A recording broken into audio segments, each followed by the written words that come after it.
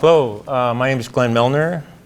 I've been involved with Ground Zero Center for Nonviolent Action since 1984. Since 1986, I've done research on potential accidents involving Naval Base Kitsap Bangor.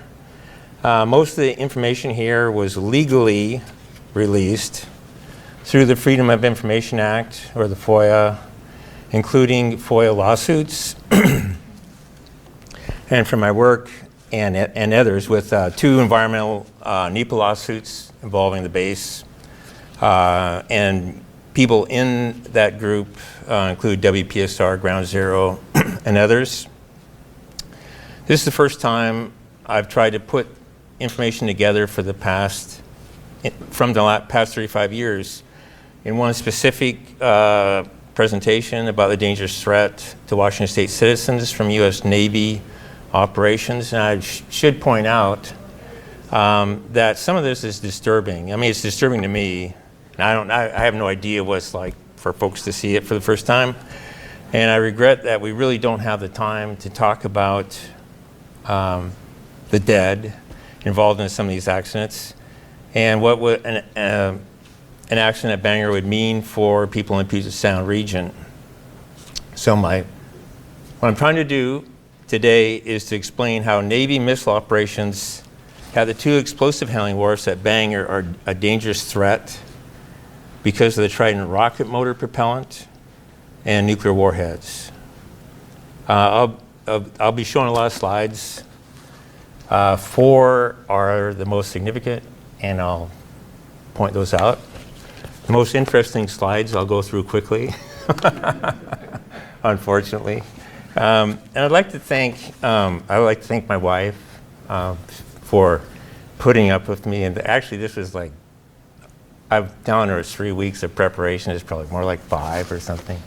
And I'd like to thank Mike McCormick for pushing me for the last couple of years to put this all together, and Washington Against Nuclear Weapons for having me, and for all you folks for being here. So this is a map of Puget Sound. Folks have heard this. Bangor is the largest concentration of nuclear weapons, or deployed nuclear weapons in the world, 20 miles from Seattle. And the biggest risk in all of this are these two explosive handling wharfs. And this is where missiles are loaded onto the submarine or taken off, and also warheads are put on and taken off.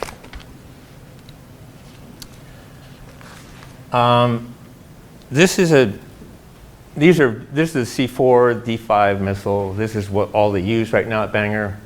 And so, I mean, here's the first stage, second stage. Third stage is right on the top, and warheads are right next to it. So there's no, as far as I know, there's no missile system like this in the U.S. arsenal where they have actually stacked the warheads right next to the rocket motor. And Trident submarine, of course, it was designed for 24 missiles. They use 20 missiles on it now. Each missile, so here's a term, net explosive weight of the propellant in a rocket motor or in the missile. It's the explosive weight that's equal to TNT. So the net explosive weight in one missile is the missile weighs 130,000 pounds, but because the propellant is more volatile than TNT, it's actually equal to 155,000 pounds of TNT. And so all 20 of these are 3.1 million pounds of TNT on one submarine. Of course, you can see, I'll talk about this later too, but they're all together, of course. For the Air Force, the missile silos are far apart for safety. This is a D5 missile. This is the dockside handling building where they do the last preparation before they take the missile out to the wharf. So this is a loading tube back here. Missile's inside. In this particular case here, they're attaching something to the top of the missile that later will be attached to the winch. And there's more photos on this. There's the winch. And so the winch, the tube is stacked on top of the submarine, or excuse me, the loading tube is stacked on the submarine. The winch draws it up and down.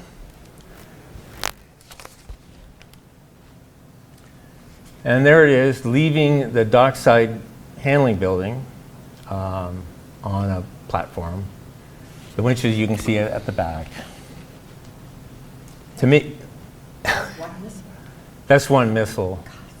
They're 44 feet long. And like I say, they weigh 130,000 pounds. It's, everything is elaborate in this whole process. When it gets to the wharf, they'll drop this rack that's holding this up, and the truck will leave it. But it's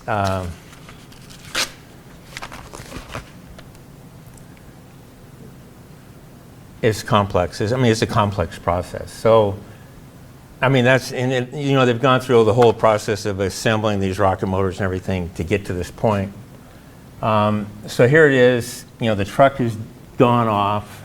Here's the platform that's on, and they're hoisting it up.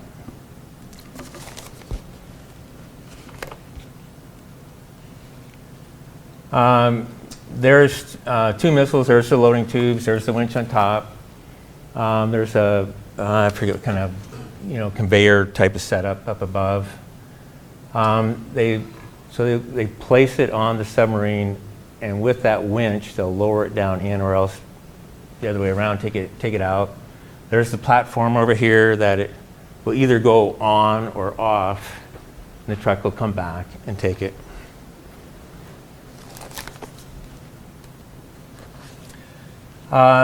I was showing this one. It's basically the same thing. These are the warheads right here. That's the canisters.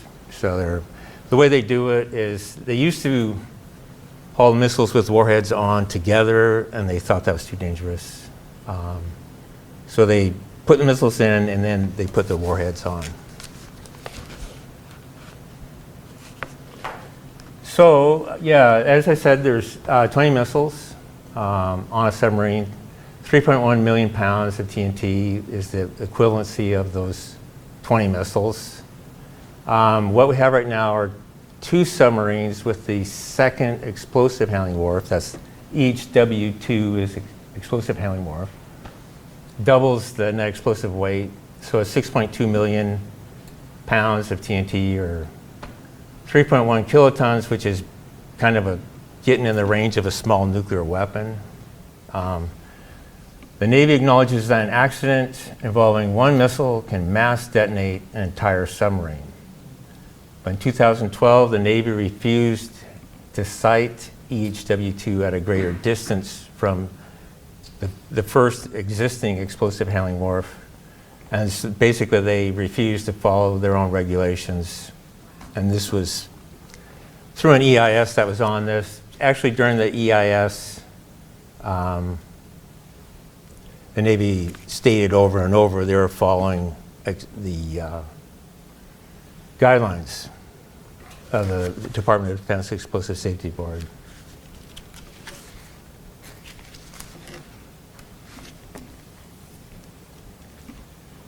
This is Port Chicago.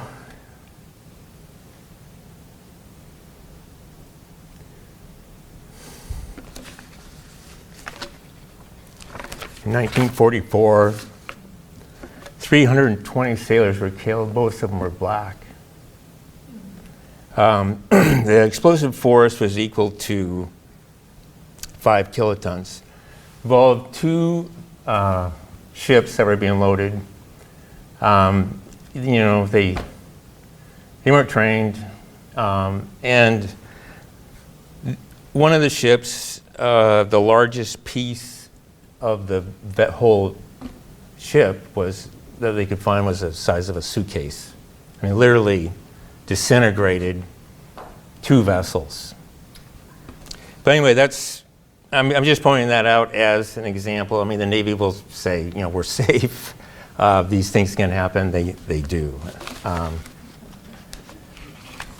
Here is the 1975 Trident Master Plan for explosive siting at the base. So this was, you know, when they were trying to locate, they were making a decision in their EIS. At the time, they accounted for 3 explosive handling wharfs. They're way, I mean, I can go into it, but they're just way too close together. They figured what they call a fragmentation barrier between these.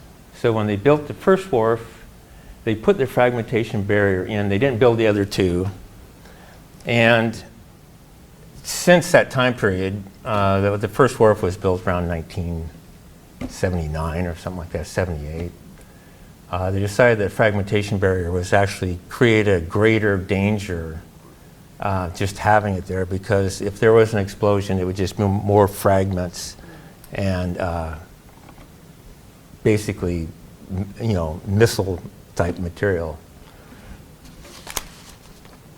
But anyway, the point is, when they did this, they didn't even know what a D5 missile was going to be. They had a kind of a thought.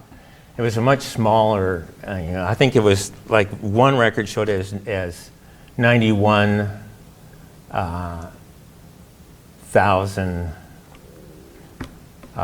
net explosive weight, and it ended up to be 155,000. So they were guessing. I guess uninformed guess is the statement. They didn't know what they were doing in 1975. So the first, let's see, I don't know if I have that. The first missile launch for a D5, I'm trying to think.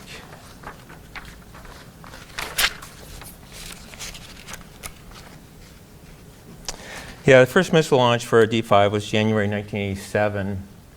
And I don't know, I mean, there's a lot of people who started looking at the safety of this missile. And you're like, maybe they should have done this sooner when they were designing it. But this is one that the Navy did. And as it states, in 1986, they did this safety review. The Navy revealed at the time 53 incidents involving submarine-launched ballistic missiles since 1962. And 16 were deemed serious. A number of those happened at the same kind of thing, loading a missile. These are much smaller missiles, too, during that time period. They're Polaris, Poseidon missiles. They're smaller.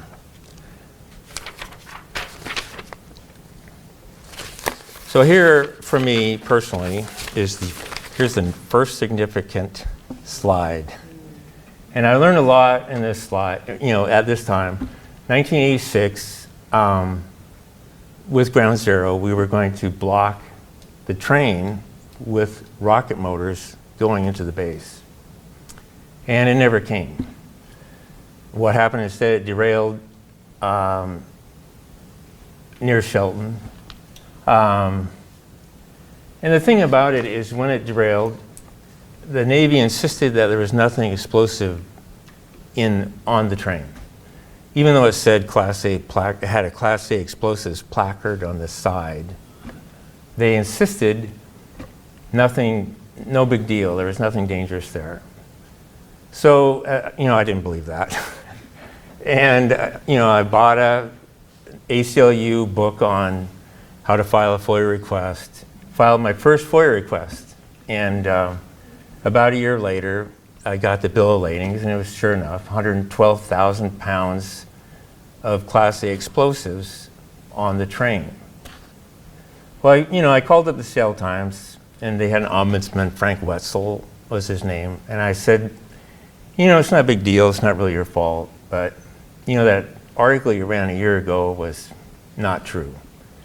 And very shortly after that, Ron Powell, the reporter, called me, and he was really upset. I was really surprised he was upset.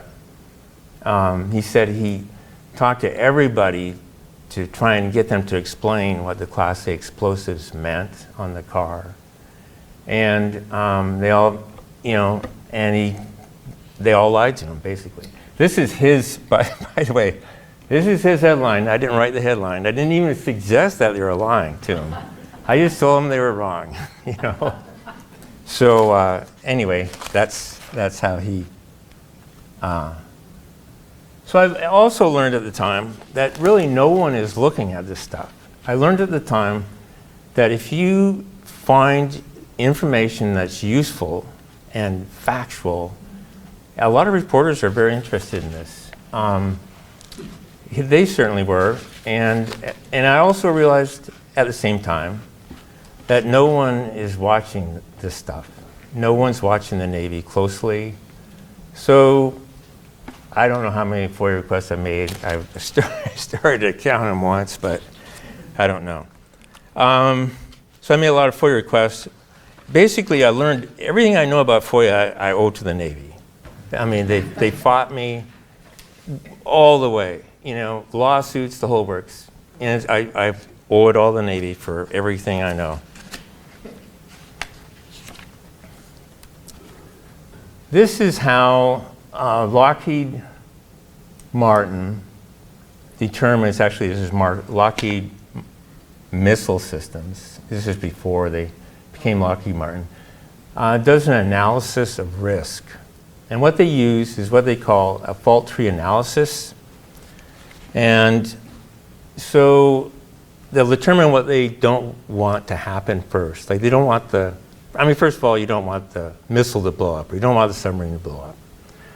So you work your way backwards. What would cause that to happen? And these two things happen, it'll blow up, or something else. And it's an absurd system.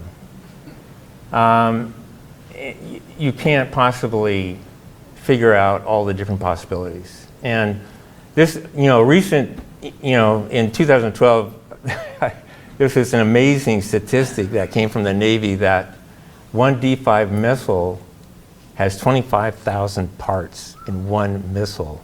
So determine what's going to go wrong with each of those parts, and you might, if you can figure that out, you might have an idea how safe it is.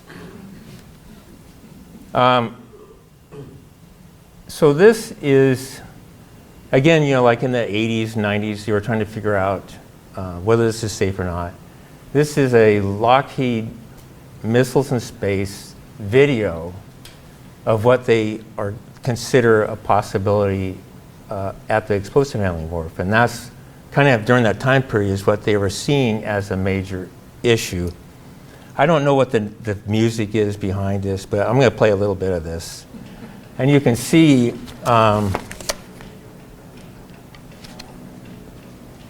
this is the loading handling wharf. They just dropped a missile. It's compressing the stages. This is really a worst case scenario. Here's the winch on the end. Here's the top of the submarine. So the winch will hit the top of the submarine, break off and smash. Next, the warheads right there, these are the warheads right next to the third stage. Warheads are smashed, third stage is impacted, second stage is falling apart. So I can't explain it. What they're thinking. I can't explain what their idea is. That is the problem. That's one of them. So this is, like when the train derailed near Shelton, one of the things that they were saying was, the rocket motors aren't that big a deal anyway. If they catch fire, they'll just kind of burn out slowly. So they're even on the highway, or they're too big for the highway. In rail cars, they're not big a danger. So this is at Hill Air Force Base in Utah. And they normally, this is a C4 rocket, so they don't use these anymore. and then their process of getting rid of them. And this is how they do it. They blow them up. So a C4 first stage rocket motor is 38,000 pounds of explosive weight equal, that's the explosive weight to TNT, and that's like 25% of a D5 missile. So I'm going to play this tape, and I think you should maybe close your ears. You'll see after the explosion goes, I turned the sound down a little bit, but you'll see the shock. I should figure out how, you can figure out the distance if the video is correct, from the distance that blows up to the time the noise hits you. And you can see a shadow of a shock wave coming off of it. And what they use to detonate any of these is they use what they call a block of C4 explosives.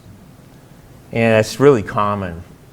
It's 1 1/4 pounds of C4 explosive. It's not the same C4 as the rocket motor, but it's very similar to the propellant.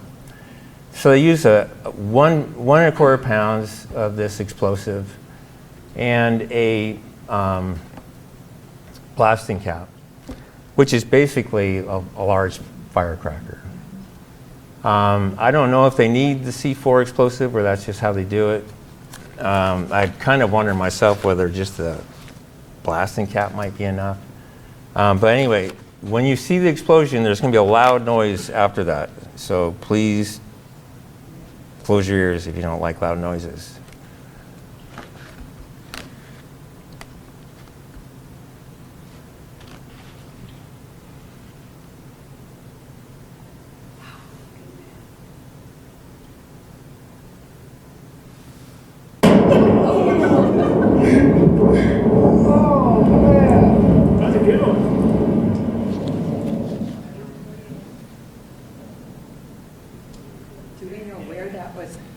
Yeah, it's in Utah. Hill Air Force Base in Utah. Yeah. There's actually some, there's one video online where it's in just a horrendous hole. And you can't, they don't really say what kind of rocket motor it is. I'm guessing it's a Trident, but this one's identified as first stage, and what they said matches the 38,000 pounds of what I know about it. So they actually have kind of a season for it or something. They warn the people around there. I think they try and do it when the wind's blowing a certain way, mostly maybe for sound, because it's so loud.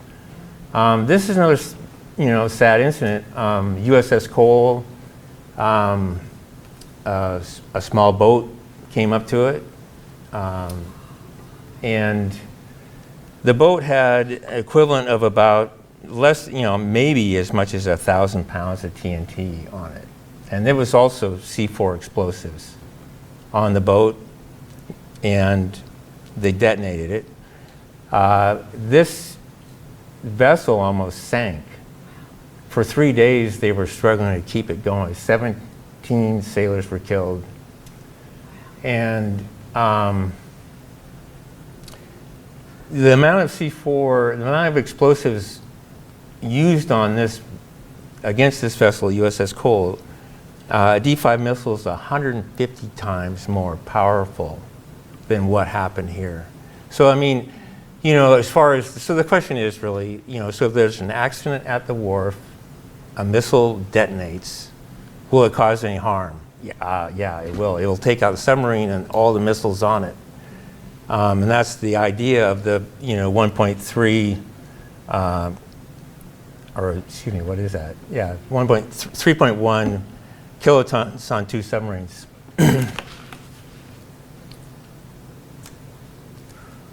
This is, a lot of people read this. This is in 1990, the Drell report, a Stanford physicist. He was hired, well, it was a whole crew of people. A lot of physicists were hired to do this, but he was the lead person. They were hired to examine nuclear weapons system in the United States. There were a few weapon systems that were obsolete, and they just, as a result of the study, they got rid of them. or at least one that I know of. But they focused, they red flagged the Trident. And, the things that they brought up were the propellant. The propellant on a Air Force Minuteman is 1.3, was considered 1.3, class 1.3 explosives, which means it's not, it's an insensitive propellant. But with this one, the 1.1 that's used on the Trident, it can detonate on impact. They were very concerned about that. They were concerned about the warheads being stacked around the third stage rocket motor. And they were concerned that, well, the other one was the warhead had high explosives in it also. He started a lot of discussion on this issue.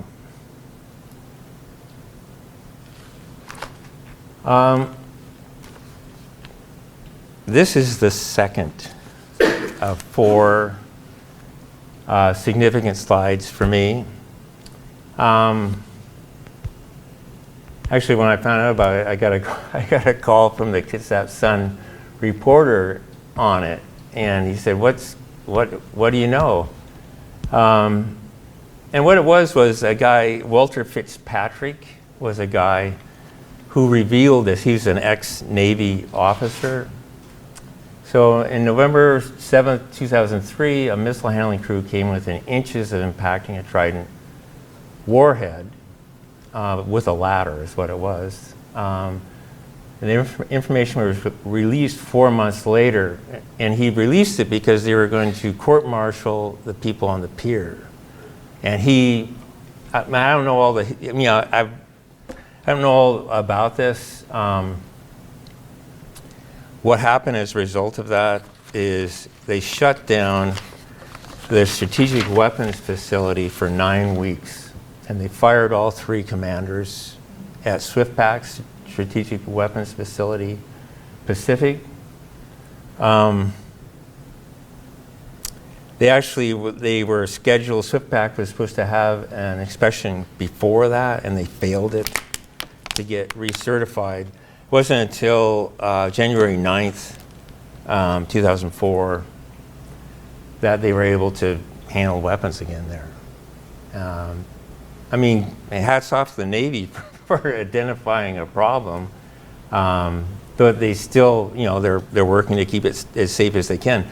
But the Navy never informed the county. The Navy, or the person in charge of Kitsap County Emergency Management said 4 months later, when she read about it in the newspaper, she said, "Well, they would have told me if it was important." I think she believed it. What was the accident? The accident was the ladder was left in the missile, and what happened was the crew. It was a regular day, and they went for a coffee break. They came back, and they had left a ladder inside that loading tube, and they started the hoisting the 130,000 pound, or excuse me, this case it was a C4. So C4 was a 73,000 pound missile into the ladder, and they stopped it. And the ladder was inches from the warhead, and that's what shut it down.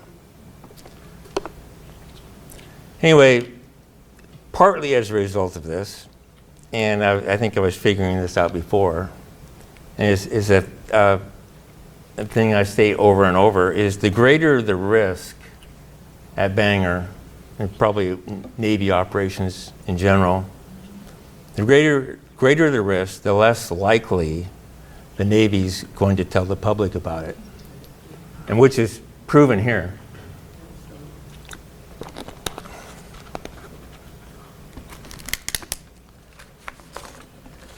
This is actually the third. This is the third slide of 4. And this is a perfect example. This is our NEPA lawsuit that we had. For some reason, the Navy released like 110,000 pages during this lawsuit of records. 110,000 pages of records is an unbelievable amount. And I don't know why they did that, just to slow us down or something, but they had the craziest stuff in it. And one was, it was a record that showed the Department of Defense Explosive Safety Board wouldn't approve the location of the second wharf that they were going to put in.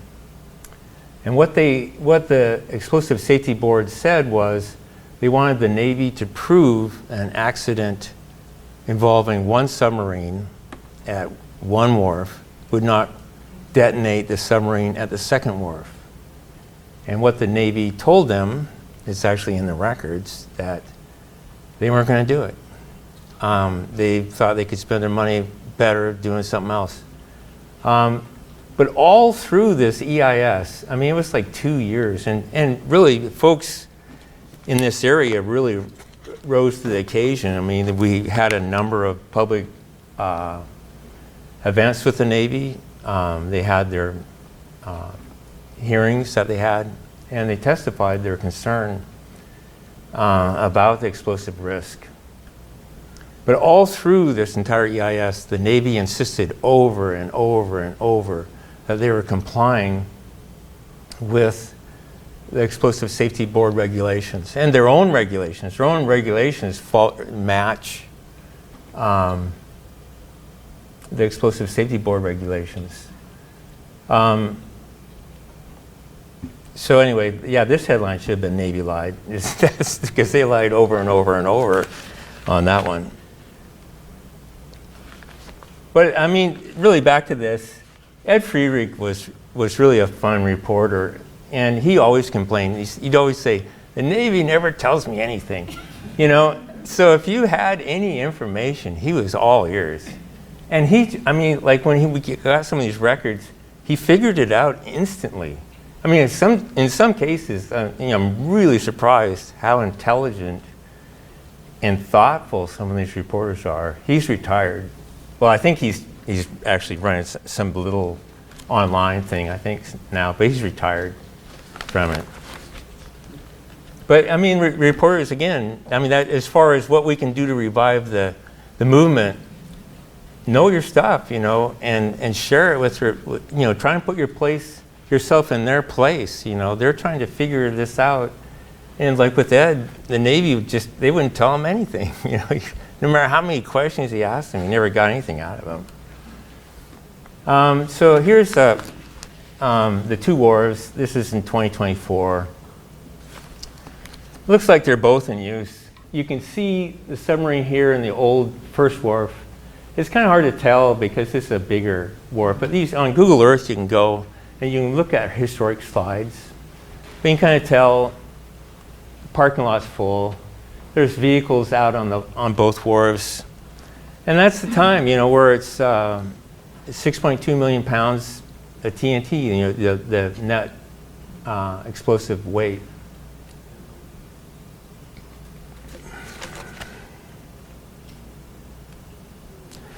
And I apologize for this. This is a horrible way to introduce you to explosive safety, quantity, distance, arcs. And it's confusing because there's overlapping ones. But basically, an ESQD arc, or explosive safety quantity distance arc, is the distance that, you know, an activity should be from the potential explosive source. So this would be a potential explosive source, and this is the ring for it, the arc for it. And any other building that has an explosive material should be out here. So for this wharf here, this wharf should be over here, or it should be over here. Likewise for this wharf should be over here, or this. And so anyway, this, I don't know if that makes any sense. Sorry.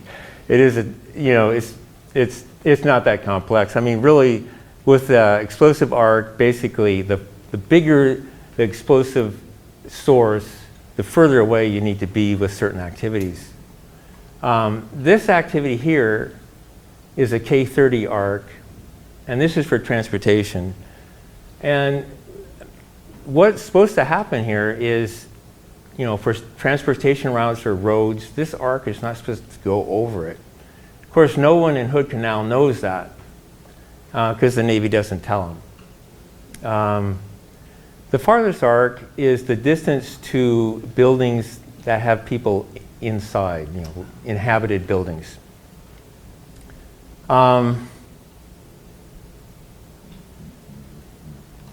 That's kind of a major one. So here's what it looks like. So the first one was what the Navy wants, what the Navy's thinking.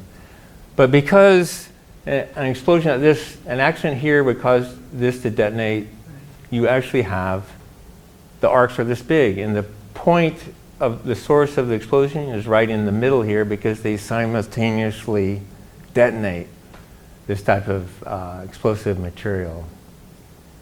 So, yeah, it's obvious. Everything's the bigger arc. And this is, I don't think the Navy would have much to say about this. That's what it is. The equation is really simple to figure out. If you know what the explosive weight is, you can figure out the distance.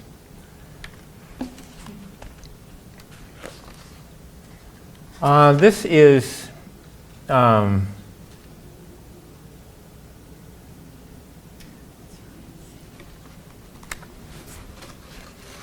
passing myself on the notes here.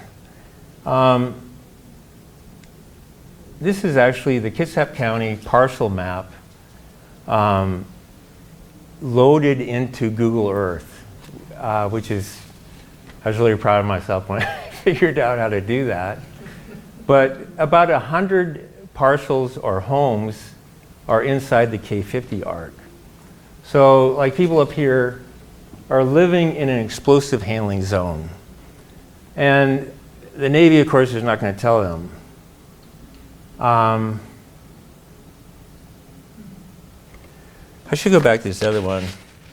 I thought this was interesting that the Navy does take this seriously to some extent, because the Delta Pier is really a very important asset to the Navy, as well as these wharves here. But I couldn't help but notice that Delta Pier is outside of this first ring here to another explosive source. And it indicates to me that maybe they're taking some of that seriously. So here again is the arc going over civilian properties. This is a different arc that was just discovered, a K88 arc that was used in a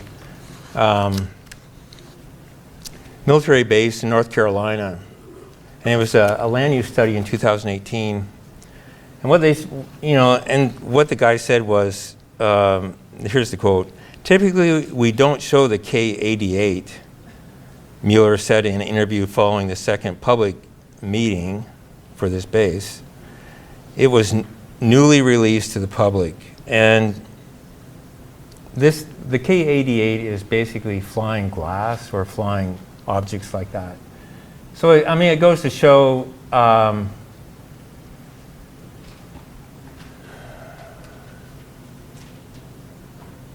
an accident would be severe. So this is the fourth and last significant slide for me. And that is the fact that the Department of Defense Explosive Safety Board that oversees explosive material only provides guidance for conventional explosives. So in the case of the Trident missiles, they have, really they're suggested too, because they have no enforcement ability. But it became, this whole safety board, in my mind, became obsolete in 1945 with the first nuclear weapon, because they have nothing to do with the nuclear weapons that are attached to the explosive material, which changes, everything.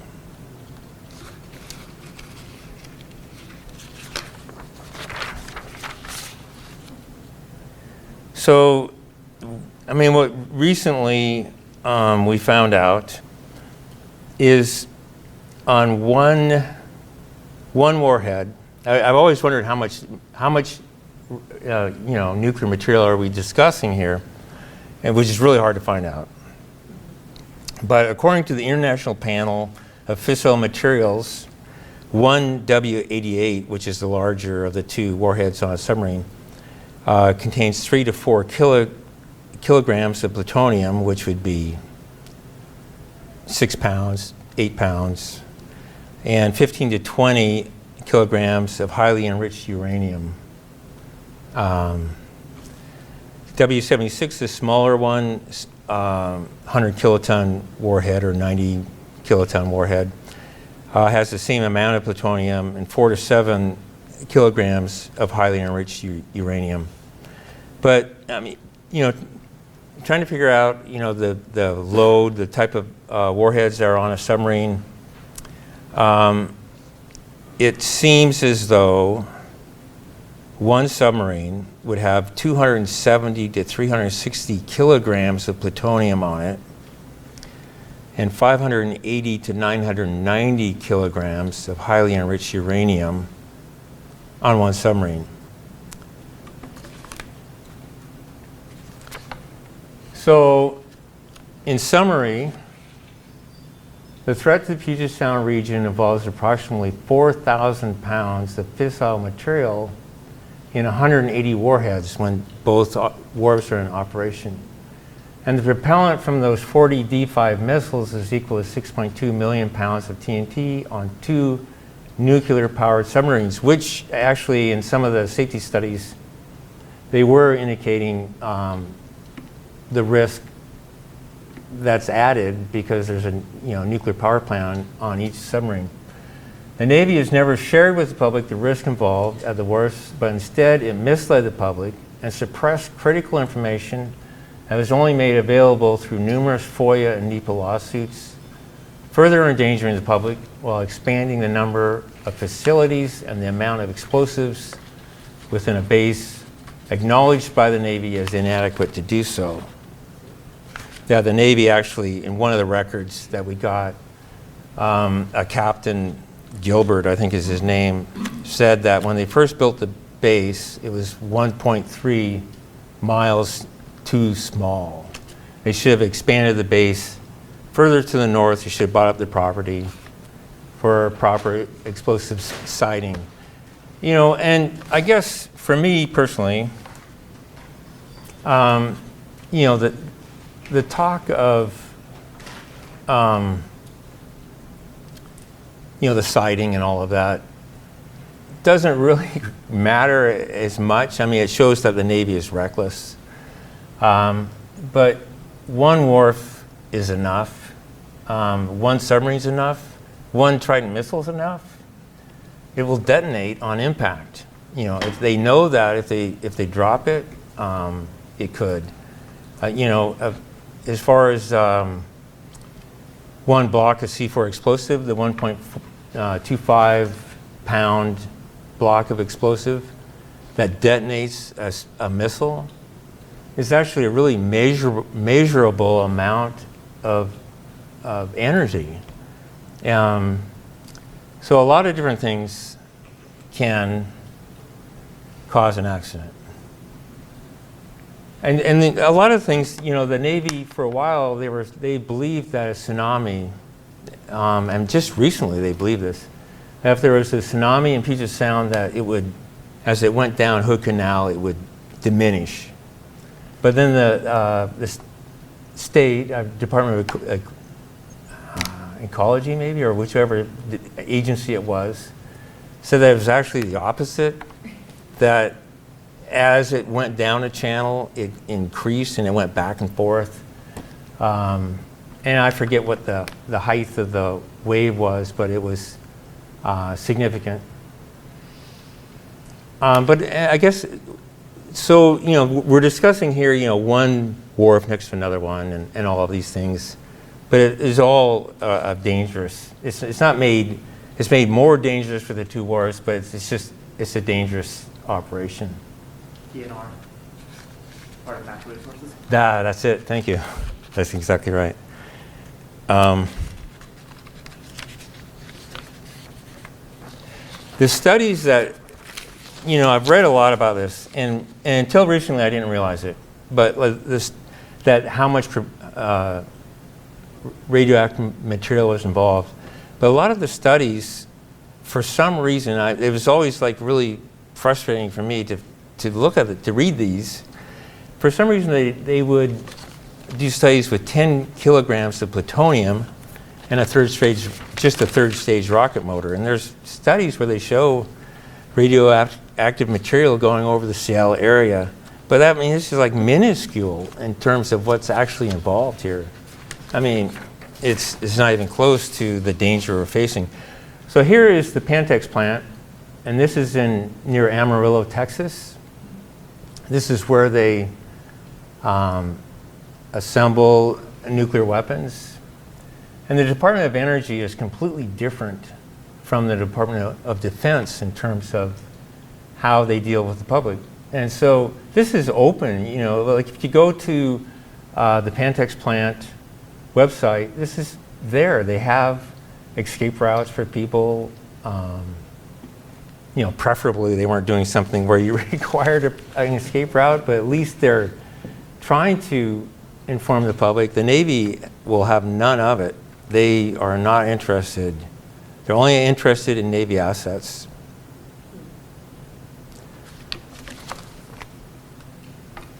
So what can we do? What can the Navy do? And I'd like to say, I'm grateful for all, the obvious professional work of all the Navy personnel handling these dangerous weapon systems over the years. The Navy's argument is we haven't blown the place up in 40 years, and that's really not. I don't think that's a good argument, to make. And that's it, really. So the obvious solution here is to get rid of nuclear weapons. I mean, that's the obvious solution. There's a lot of experts on risk analysis. One of them is Charles Perrow, that I really respect a lot. And I mean, his books are kind of fun. He actually explains how things happen or can happen. What's the name you mentioned? Charles Perrow, Perro. And he alleges that some systems are just too dangerous. They're too dangerous for us to have around. And I haven't read, I need to read some more of his books, but I'm pretty sure one of them is nuclear power. He's a little skeptical about. In 2012, I actually contacted Charles Perrow, and he was interested in this environmental impact statement, but he was moving at the time, and he said it would take him a long time to look at this issue. We talked about it a little bit, and I think he understood the problem. And part of the problem is, part of the problem is I think people who really know better are not coming out on it. That's the problem. And they have various reasons for that. So, and we should educate ourselves on the danger of nuclear weapons. And the Navy's already told us, the Navy would agree to this probably, get rid of nuclear weapons to be safe. The Navy's told us what they should have done. They should have expanded the base 1.3 miles to the north. I mean, it still doesn't eliminate the threat. It just eliminates people being out of that explosive handling zone. And here's what he said. This is a statement in 2012 that he made. Captain Gilbert said, "This problem will only widen as SSBN, which are the ballistic missile, and the SSGN, which are the cruise missile submarines, are replaced with new submarines that may be tasked with combined missions," which we're actually seeing. I mean, they're talking about submarine launched or sea-launched cruise missiles, and we have 3 different warheads on a Trident, and they're all constantly bringing in new submarines. They just, you have a nuclear weapons facility, and they do keep adding things to it to do. So the other thing is they should change the propellant to a less volatile mix, which they could. I mean, some of the stuff I've seen says that would decrease the distance of the missile by only 4%, and they don't want to give that up. They want it to go, whatever, 7.1 thousand miles or something, to get that distance. And they should buy out the property encroached by that K5 explosive handling arc. And here's what we do at Ground Zero. I mean, we try and tell people that the risk is there. We're going to have 5 more signs this summer. Maybe we might make it a little less complicated so it's more visible as people drive by. Anyway, I really appreciate folks listening to this. It's a hard subject. Yeah, go ahead. I had a question. So we know that nuclear weapons aren't safe. Nothing Right. about this is safe. Mhm. But in the meantime, I'm surprised that the Navy wouldn't have to at least inform the people in that orange, inside the orange Sure. circle. Doesn't anyone make them accountable for that? No. I mean, there's no oversight there that you have to, I mean, to me, that is amoral. You don't create something dangerous and then pretend it isn't, and then not warn people. Right. Well, in one of those arcs, I don't want to go back to it, but Yeah, no, one of the arcs that's, just a K50 arc, which is for inhabited buildings, is going over property in Kitsap County. And one of the spaces is, a large part is, someone just bought it in 2022, I think, and they just logged it off. Probably going to put in a bunch of houses there. And, it's not the Navy doesn't, they're not going to tell people, you might rethink this. And I don't think the county will either. I mean, the county's been told this. They had a land use study a few years ago that the Navy had, and basically the Navy isn't concerned about encroachment, not their encroachment, they're concerned about civilian encroachment on their sites. And they were told. I mean, we were handing out leaflets at these things. The mayor of Bremerton got leaflets and an explanation of what was going on at the base. So I don't know. I mean, we might try and raise it again, but it's almost like this denial, that if we just don't address it, we won't have to believe it's there. It's just very strange. yeah. Well, my feeling is the Navy is at war. Our military is at war, and all the time. That's what they always think. Well, they are. That's And they're not concerned about, they're only concerned about their own assets. They're not concerned about civilians. very sad. My feeling, anyway. Right. Any other questions? Anyways, I really appreciate folks listening and coming to the workshop, and I appreciate Washington Against Nuclear Weapons for having me. Thanks a lot. Thank you so much.